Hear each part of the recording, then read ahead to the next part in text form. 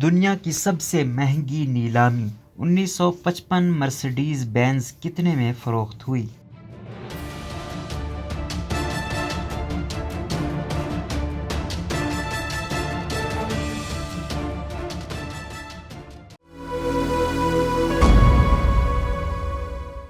Mercedes Benz 1955 جس کے صرف 2 ویرین موجود ہیں، اس ماہ کے شروع میں 14 کروڑ 30 لاکھ ڈالرز یعنی 13 کروڑ 50 لاکھ یورو میں نیلام ہوئی ہے۔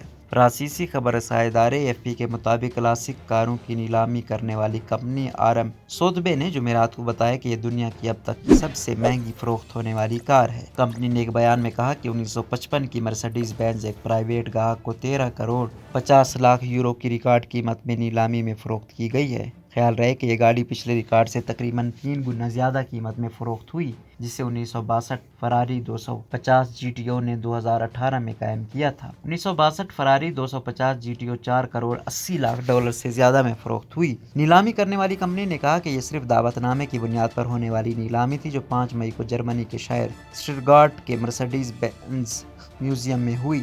RM سوتھوبے کے مطابق یہ کار مرسڈیز بینز ریسنگ ڈپارٹمنٹ کی جانب سے بنائے گئے صرف 2 پروٹوٹائپس میں سے ایک ہے اور اس کا نام اس کے بنانے والے چیف انجینئر روڈولف اولن ہارٹ کے نام پر رکھا گیا ہے۔ پرائیویٹ خریدار نے اس بات پر اتفاق کیا ہے کہ 300 SLR اولن ہارٹ کوپ اہم مواقع پر عوامی نمائش کے لیے دستیاب رہے گی، جبکہ دوسری اوریجنل SLR کوپ کار کمپنی کی ملکیت میں ہے اور اسٹٹگارٹ کے مرسڈیز بینز میوزیم میں نمائش کے لیے موجود رہے گی۔ RM سوتھوبے نے کہا کہ نیلامی سے حاصل ہونے والی رقم کا استعمال دنیا بھر میں مرسڈیز بینز فنڈ قائم کرنے کے لیے کیا جائے گا، جو ماحولیاتی سائنس اور ڈی کاربونائزیشن ریسرچ کے لیے فنڈ فراہم کرے گا۔